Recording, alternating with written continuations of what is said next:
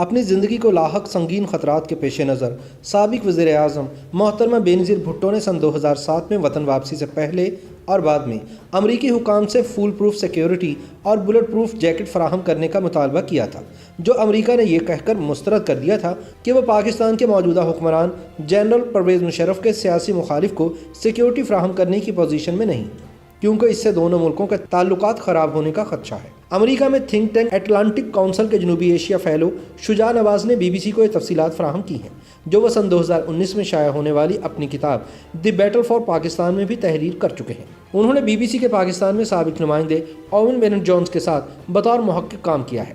Oven Bennet Jones کی کتاب the Bhutto dynasty the struggle for power in Pakistan حال ہی میں شائع ہوئی ہے۔ شجاع نواز بتاتے ہیں کہ واشنگٹن کے ایک ہوٹل میں چائے پر بینظیر بھٹو سے ان کی ملاقات ہوئی، جس کے دوران محترمہ سے پوچھا گیا کہ کیا آپ نے اپنی ذاتی سیکیورٹی کے لیے انتظامات کیے ہیں، کیونکہ اس وقت پاکستان میں دہشت گرد حملے ہو رہے تھے۔ القاعدہ اور تحریک طالبان اعلان کر چکے ہیں کہ وہ بینظیر کے خلاف ہیں اور وہ نہیں چاہتے کہ ایک عورت مسلمان ملک کے وزیر اعظم بنے۔ شجاع نواز بتاتے ہیں کہ اس بات چیت میں آصف زرداری نے ان کے اس سوال کے جواب میں کہا کہ ہمارے پاس بلٹ پروف جیکٹ ہے۔ میں نے پوچھا کہ کہاں ہے، تو انہوں نے جواب دیا بلاول ہاؤس میں۔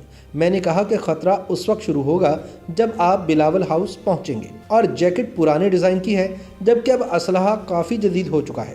شجاع نواز کے ذہن میں ڈریگن سکن نامی باڈی آرمر تھی، جو عراق میں امریکی فورسز اور عراقی حکومت کو فراہم کی گئی تھی۔ ان کے مطابق انہوں نے بینظیر بھٹو کو مشورہ دیا کہ ان کی سیکیورٹی پروٹیکشن کیسی ہونی چاہیے۔ بی بی کو بتایا گیا کہ امریکہ میں خاص طور پر خواتین کے لیے باڈی آرمر بناتے ہیں جو گلے تک ہوتا ہے اور اس کا وزن بھی زیادہ نہیں ہوتا۔ شجاع کے مطابق بینظیر نے مجھے کہا کہ آپ ہمارا ان سے رابطہ کروا دیں۔ میں نے بذریعہ ای میل کمپنی سے رابطہ کیا۔ انہوں نے کہا کہ وہ دبئی جا کر سائز لے سکتے ہیں، لیکن یہ کنٹرولڈ آئٹم ہے جس کی فراہمی کے لیے حکومت پاکستان کی اجازت ضروری تھی۔ شجاع نواز بتاتے ہیں کہ بینظیر نے انہیں کہا کہ وہ حکومت پاکستان کو اس حوالے سے درخواست نہیں کرنا چاہتے، کیونکہ پروٹوکول کے تحت انہیں یہ درخواست واشنگٹن میں پاکستان کے سفارتخانے میں موجود دفاعی اتاشی کو کرنا پڑے گی، اور دفاعی اتاشی منظوری تبھی دیں گے جب مشرف انہیں ایسا کرنے کی اجازت دیں گے۔ شجاع نواز کہتے ہیں کہ بینظیر کا کہنا تھا کہ وہ مشرف کا احسان نہیں لینا چاہتی، اور یوں یہ بات وہاں پر ہی ختم ہوگی۔ بعد ازاں کراچی میں 18 اکتوبر سن 2007 کو بینظیر بھٹو کی خود ساختہ جلا وطنی ختم کر کے وطن واپسی کے روز استقبالی کارروائی میں دھماکے ہوئے، جس میں 145 سے زائد کارکن ہلاک اور کئی درجن زخمی ہو گئے، لیکن بینظیر بھٹو ان دھماکوں میں محفوظ رہی۔ دوسری جانب اوون بینٹ جونز اپنی کتاب میں لکھتے ہیں کہ بینظیر بھٹو کو فوج پر اعتماد نہیں تھا۔ انہوں نے اپنی سیکیورٹی کا انتظام اپنے رضاکاروں سے کروایا تھا۔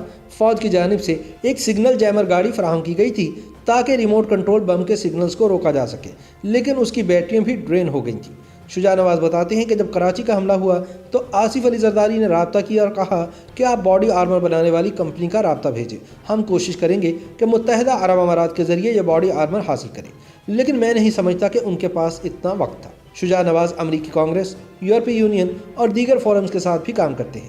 ان کا کہنا ہے کہ امریکہ نے بینظیر بھٹو کو خطرات سے آگاہ کیا تھا، کیونکہ ان کے پاس کافی معلومات تھیں اور انہیں صورتحال کا اندازہ بھی تھا۔ کراچی میں کارساز حملے کے بعد امریکہ کے سفارتخانے نے بینظیر کو کہا تھا کہ آپ پر پھر حملے کا خطرہ ہے۔ بی بی سی کے صحافی اوون بینٹ جونز کی بھی یہ معلومات تھے۔